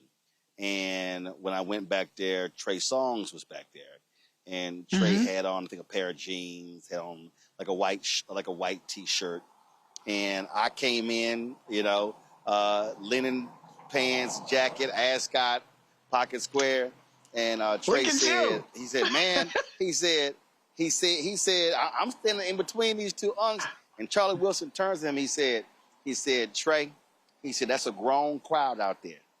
And when you stand in front of grown people, you need to dress like it. And so That's the right. next year when Trey Songz was there, he came out in a tuxedo. And so that was the other thing. I mean, when you look at any of the photos and videos, Peabo was always impeccably dressed. Yes, sir. Yes, sir. I mean, I was graced with coming out of the school of the fantabulous Manhattans. So I learned early that I had to come strong or don't come at all. So I was blessed with having that training, that 101 before I got to Peabo Bryson. How as my grandfather said, howsoever. Peabo took that level and had me upgrade, because it was like, if we were going on stage together, okay, well, I can't wear this dress. Okay, I need to wear this suit because I know he's going to, come out in, like the diamond jacket. So it was no, jeans were never, ever a part of our coming together. We always dressed to the nines because that's what, that's the school we come out of. There are some gigs, some outdoor gigs that I might do, some jeans and a flashy top or something like that. But whenever I was with Peabo, even if it was an outdoor gig, I had to come strong. So we're always grateful for that because he was the full package. He was the total package. And he was the consummate musician, singer, and songwriter. He had it all. And, very few artists meet all of those criteria. And he's, wow. What can I say? Gonna be missed. And the thing I loved about him, Ro, is that he could stand still and maybe shake one leg or something, but not move much and give you music like nobody's business. And when I sing, I got to use my arms, my eyelashes are singing. Okay, this man just brought the noise with just standing flat-footed, 10 toes down, and giving you everything. And so, that part of my friend, that part of my music presentation, I'm going to miss immensely. I just don't have all the words, and I'm in hopes that I'm going to get some sleep in the next couple of days, because I haven't been able to rest well just because it's just been a little bit unsettling. I told someone earlier today, I know that we all have to leave. None of us are here for forever. I'm a believer, and so I trust my mother when she says it's okay to leave here if you got someplace to go. But I never considered him leaving here. Do you know what I mean? I know that sounds strange, and I just never considered him leaving. And so in his absence, there's a real void, and I'm going to miss him like crazy. It's a void, but there's a lot of memories to hold on to. Regina Bell, Yeah. always glad to see you. I appreciate your thoughts sharing with us. Thank you. Thanks so much. Folks, joining us right now, the great Howard Hewitt. Howard, how you doing? Good. How you doing, Roland? I'm good. Can you hear me? Good, my brother. Yep, I can hear you just fine. Good. Good. Share your thoughts with us about your longtime friend, Peabo Bryson. First time you met. Yeah. And just share your thoughts. And Peabo, I was listening to Regina just now, and she and I have done many shows together. But when I looked at her, I remembered when Peabo he had the heart attack some years ago, right? And 2019. And so 2019, yeah. And so, like, they had called me about a couple of gigs to fill in for him, right? And one was with Regina, and we had to do, it was for an organization up in Las Vegas, and we had to do A Whole New World, and and I had to learn the song, right? I was cussing people out the whole time I'm learning that song because I mean it was and he was high in his voice, in his natural, man. It was crazy. It was crazy. And like, so we did Regina, it. And I plus think, is Regina still with us? Is Regina still with us? Regina, do you remember this? I do remember it. And what time was it? It was like 9 something in the morning. It was early in the day. Yeah, it was early in the day. And here's the deal: when anyone sings that song, they get mad because I make them sing it in the original key, because I said it's no way that people's gonna be 70-something years old still killing this song, and you gonna come along and ask me to lower the key. And Howard was like, this is high. Well, that's not quite what Howard said, but basically he was saying this is high. And next time, about a year, maybe about a year later, when he started doing shows, he was doing shows again, and I think we were playing in either Atlanta or Florida. I can't remember, but that was the first time I'd seen him since he had the heart attack and since we did the song. And man, I told him, I said, boy, I was cussing you out the whole time I was learning that song. And he was cracking up, man. They said, yeah, man, you got to come correct. You know how you talk, man. But see, there are two vocalists. I've been singing since I was 10, right? So I've listened to Stevie, I've listened to Marvin, I've listened to Donny Hathaway, all those people, everybody. But there's only two vocalists that were really instrumental on you going to another plateau in your journey. You know what I'm saying? And one was Jeffrey Osborne, because with Love Ballad, and the other was Peebo. When I got the gig for Shalimar, I got the offer to join Shalimar, and I had to go over to Dick Griffey's house he lived in Baldwin Hills at that time. And I'm sitting in his TV room, and I'm watching a videotape of a Shalimar show, because I got the offer the day before, right? And so like, it's like I'm sitting there and the videotape goes off, and then Dick comes back down and he says, okay, sing something. Jeff and Jody say you're a great singer, sing something. And I'm like, sing something? Just a cappella, just right here, just sing something. So I said, well, Lord, me and you, right? And I broke into Feel the Fire.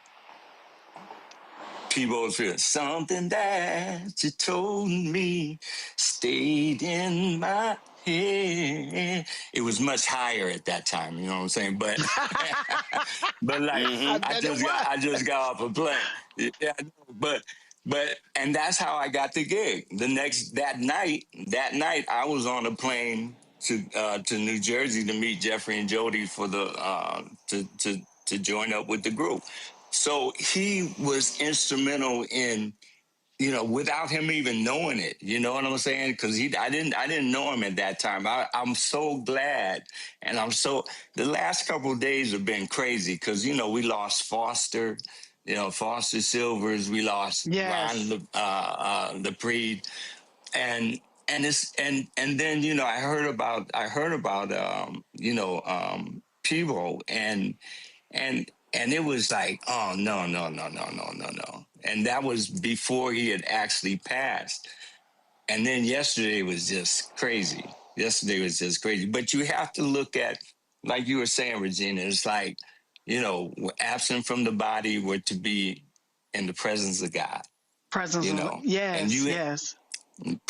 the Lord. And you've had, your deep conversations with with Peebo rather. So we know what the deal is as far as that's concerned. So, you know, but we're going to miss him. We're going to miss him. Peebo was a different kind of cat, man, you know, and I mean, just like Regina said, you know, he could just stand there and just blow and just blow, you know what I'm saying?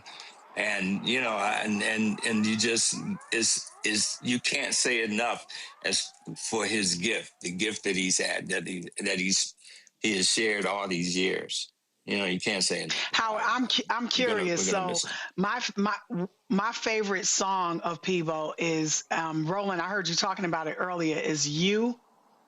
And I'm so into you. So I'm so into you, my love. Everything is beautiful is you. Yeah. And he just killed that song. Oh my God, I love that song. What's your favorite Peebo song? Feel the Fire. I mean, for so many different reasons. You know, it's like, Feel the Fire song, you know, just the story that it's telling, the melody of it kills me all the time. You know, it's like, it's crazy. So, I would have to say Feel the Fire. And the melody of If Ever I'm in Your Arms Again, I love that melody, that hook. You know what I'm saying? I mean, that hook is just amazing. Amazing. So, you know, but if I was gonna say the whole song, everything, the story, the melody, you know, the inflection as far as where he was going vocally, I mean, I would have to say Feel the Fire. Yeah. Okay. Yeah. I love the duets he did with Natalie Cole, the duets he did with Roberta Flack. The one that I love with the one he did with Natalie Cole. We're the best of friends. We're the best of friends. Oh my gosh! I mean, it's so many Peebo songs. So I'm with you. I'm with you, Howard. Just we're you know, like we say, he's gone. I mean, as far as like physically is concerned, but what he has left us is like, you know, is like crazy. It's crazy. And so, you know, we just, you know, we're here, we're left here, you know, after and you always look at, anytime you look at when this type of situation goes down, you look at your own mortality as well. You know what I'm saying? And just hugely. And just but then I started thinking, you know, I'm so blessed to have been, you know, in this, because we did, you know, we did the Minnesota tour for about 3 years. Me, Peebo, Jeff Osborne, and Freddie Jackson. And man, it was like we had a ball. We would always come. All four of us would come out, and when Jeffrey would do the woo woo song, and all of us would woo woo in our own way. You know what I'm saying? And so you know we had a ball with that. And so you know but I'm so blessed, you know, and we're all so blessed to be in the same era of Peebo Bryson, Prince, you know, Michael Jackson, you know, James Ingram. We could go on, man, you know, and just, we could. And that's Luther. That's not something, that's not Luther. Oh, give help. Come on now, for real. And, you know, you know, because, you know, Luther and I used to do jingles and the commercials and all that stuff together, you know, back in the day as well. Wow, I didn't know that. Yeah. I know he did the jingles back in New York, back before he was, you know, Luther Vandross. Well, I was told, I was told last night that Luther and Peebo were in Roberta Flack's band. They were in the band too. They were in her band together. And so I knew Luther was. I didn't know Peebo was. They were in it together. Yeah, man. And so what I was told is that they were friends, but they also had a friendly rivalry. And again, Luther sort of took it a certain way when Roberta would always have Peebo sing the Donny Hathaway parts to those songs. But and again, competitive rivalry is a good thing. So it is. But Howard, you said something about when we talk about mortality. Listen, this is what I say. The reality is this here. There are people. I always say you can be present or you can have presence. And the reality is there are people that have come through this world. They've left no fingerprints. They've left no footprints. When they pass away, nobody talks about them. Nobody remembers them. But the beauty of amazing music is that 10, 20, 30, 50, 100 years later, people will still be talking about who is that, who's singing that song. And that's why it's important to have that presence and you leave that mark that people will certainly remember. And so both of you, of course, have those fantastic memories. We appreciate your artistry in what you do, and we pray that y'all are able to do it as long as you can to entertain the fans, but also use the gifts that God has given both of you. Thank you, Thank you so much, appreciate man. you. I certainly appreciate it. And Howard, I appreciate you joining us. You flew across the country and hopped on. I appreciate it. But go ahead, Howard. Go ahead. No, I was saying we appreciate you as well, especially in the climate that we're in as far as this country is concerned. We need truth yellers. You know what I'm saying? I just made that word up. I just made that word, truth yellers. And you're one of the truth yellers out there, man. Well, I appreciate that. And, one of the reasons, it'll be 8 years in September creating this show, 4 years creating the network. And one of the reasons for that is for moments like this. And because for me, what often happens is when our greats pass away, we celebrated Clarence Jones, Dr. King's attorney, a week or so ago. When oftentimes, I remember even when Cicely Tyson and Sidney Poitier passed away, if you look at mainstream media, you did not see much about them. And so what I always say, and so I always say, but because by being able to own the show, control the show, we have the ability to do what I call our own homegoing, our own celebrations, and give our folk their just due.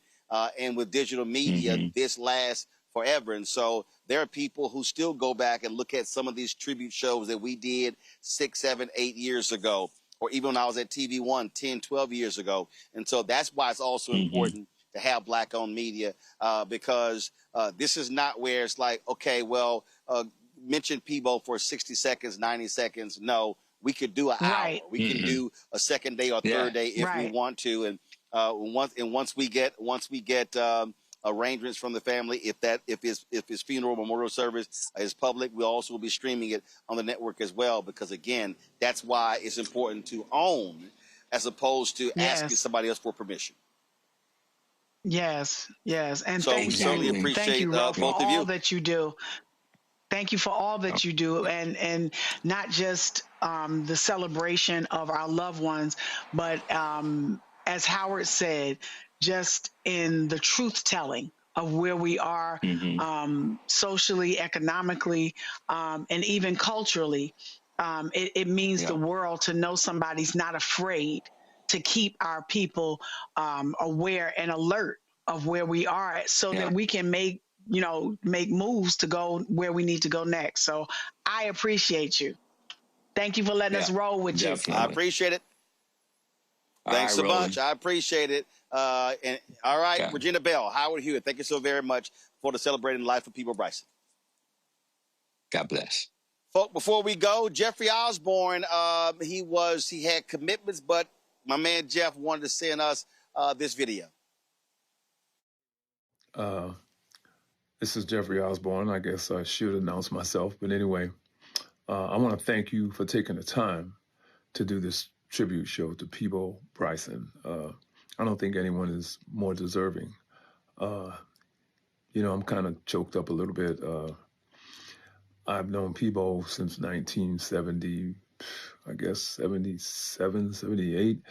I was in LTD, and we were doing shows across the country, and Peebo was on some of those shows, so I got the chance to meet him then, and I was marveled at this guy, this voice. I'm like, he was amazing, you know. So I think I've done probably more shows with Peebo than anybody. It started back then when I was still in LTD, and then we became like a package at one time. It was myself and Peebo, and we did a lot of dates together, and then we branched off and we did Men of Soul. We did the Men of Soul tour for maybe 3 years. About 3 years. And so I really got a chance to be close to him and talk to him and get knowledge from him. And we shared a lot together. Then we did Colors of Christmas, which was a Christmas tour that went out every year, and me and Peebo were always a part of that. And then we did play together. We did a Raisin in the Sun, an adaptation of Raisin in the Sun together. And we were on a bus tour then. We were going from city to city.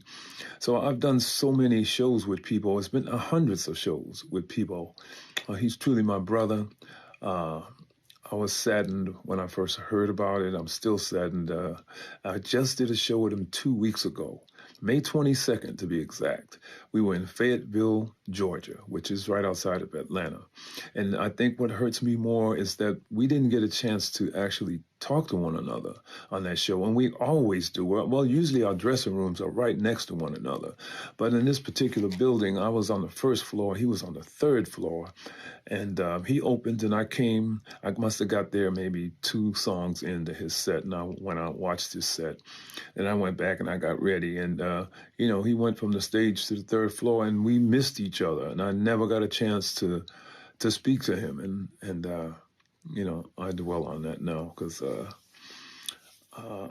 I wish we had a chance to have at least had that talk back a couple of weeks ago. But anyway, he's a classic voice, a true first tenor, and I was always like, first tenors, I was like, I always wished I was a first tenor. I'm like a second tenor, a pseudo baritone. But those first tenors, he could just hit that high B and that C. And I was always like, wow, I wish I could soar like that. And we had different styles, but we were the same in that we sang a lot of love songs. So if you came to one of our concerts, you got a chance to have a really romantic type of evening. And I have to say, I miss this guy. I'm going to miss him. My prayers go out to his family. He has a young son who's 8 years old. And actually, he actually featured his son on the show we did on May 22nd. His son came out and he did some Michael Jackson stuff. He was dressed up like Michael and he was dancing like Michael, and it was really pretty cool. So anyway, I just wish I was here or there, if I should say, here for your whole show or the whole segment. Unfortunately, I have another engagement that I have to go to, but I did not want to, not be a part of it because Peebo meant that much to me. And I'm really going to miss him, man. I go all the way back to his very first album, the I'm So Into You, it's classic songs,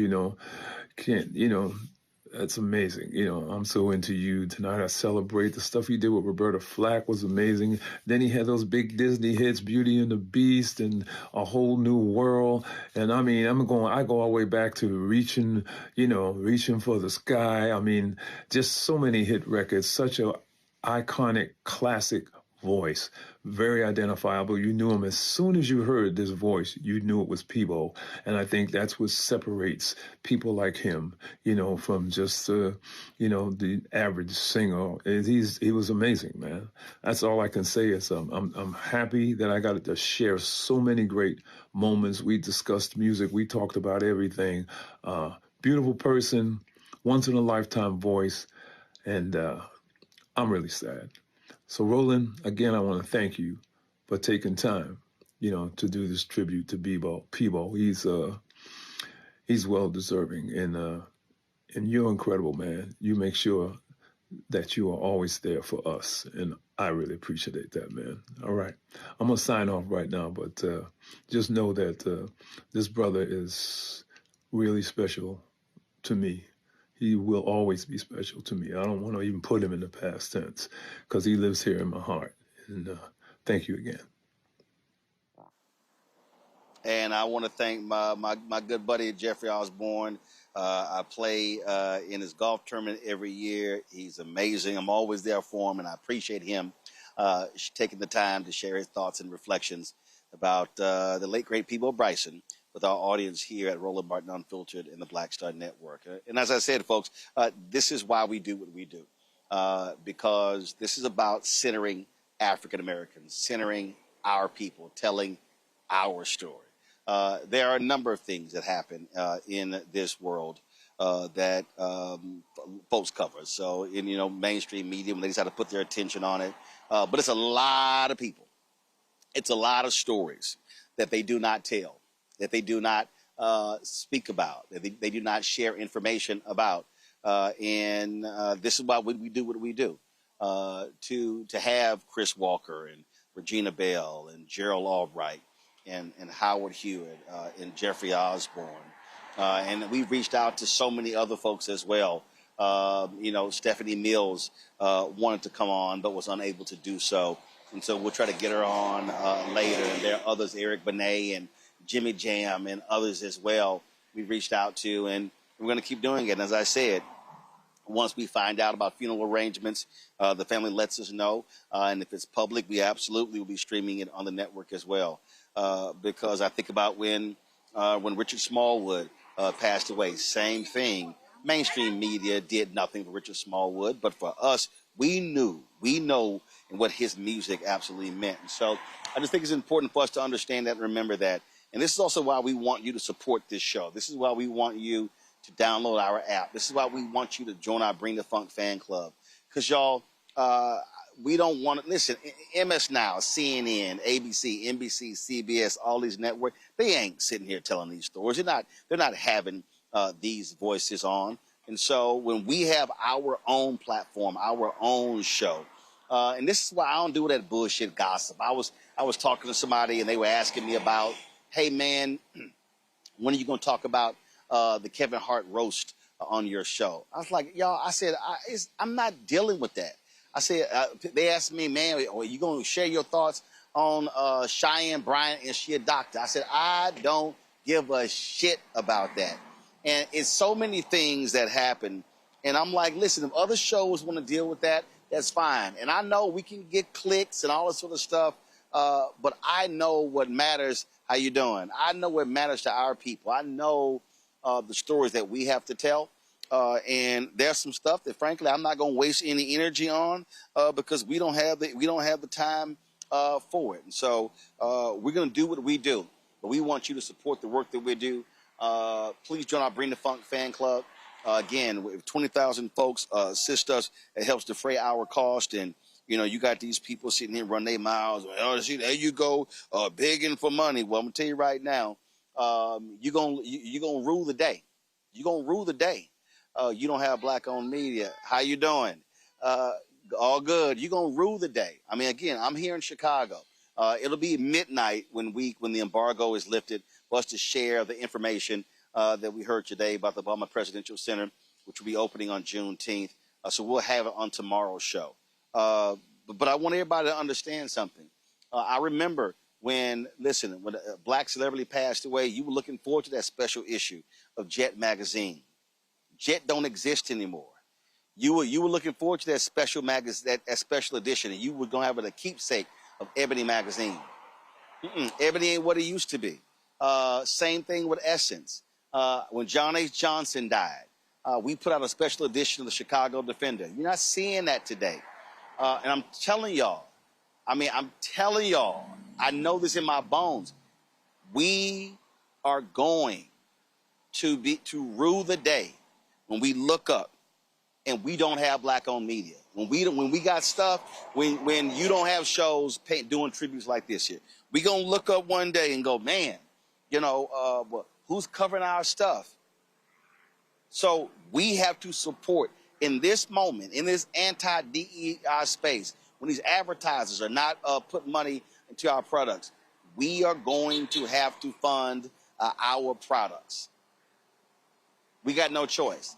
And then when our black-owned media dies, and then people go, oh my God, what happened? Then a lot of us are going to have to look into the mirror. So support what we do, folks. Join our Bring the Funk fan club. Again, our goal is our ask is simple. We keep our content free. We don't charge people. We don't put stuff behind a paywall. I'm not telling you to go to Patreon. Go to Substack. We got a Substack. Ours is free. So subscribe to our Substack. But join our Bring the Funk fan club. Please do that. And so if you want to contribute via Cash App, you see the QR code right here on the screen. Use that QR code. If you're listening, go to blackstarnetwork.com for the QR code. Click the Cash App button to contribute. Checks in money order. Make it payable to Roland Martin Unfiltered. P.O. Box 57196, Washington, D.C. 2003 7-0196. PayPal is rmartinunfiltered. Venmo RM Unfiltered. Zelle Roland at RolandSMartin.com. Roland at RolandMartinUnfiltered.com. When you see New Vision Media, don't get afraid. That is us. That's our parent company, NU Vision, VISION Media, Inc. Download the Black Star Network app. Apple phone, Android phone, Apple TV, Android TV, Roku, Amazon Fire TV, Samsung Smart TV. Be sure to get our Roland Martin Unfiltered swag by going to shopblackstarnetwork.com. Shopblackstarnetwork.com to get our hats and T-shirts. Also, support all the Black-owned businesses that we have at shopblackstarnetwork.com. When you buy the products from shopblackstarnetwork.com, you're also supporting this show. So let's also support our Black-owned companies. Go to all those products you see in our studio. Those are all Black-owned companies in our marketplace on blackstarnetwork.com. Be sure to download the app Fanbase. Follow me at Roland S. Martin. Let's build up that Black-owned social media platform. And don't forget, folks, go to blackstarnetwork.com. Click the Bishop William Barber story. So if you want to be trained into organizing and mobilizing, I want us to get 2,000 people. We're more than 1,200 right now. It's going to take place virtually June 12th and 13th. So simply go to blackstarnetwork.com and click that story. Folks, that's it. I got to go, got to pack it up, head back to the airport, and then I will be back in the studio tomorrow where we'll give you a preview of the Obama Presidential Center, which will be open to the public on Juneteenth in a couple of weeks. Folks, that's it. I'll see y'all tomorrow right here, Roland Martin Unfiltered on the Black Star Network. Holla!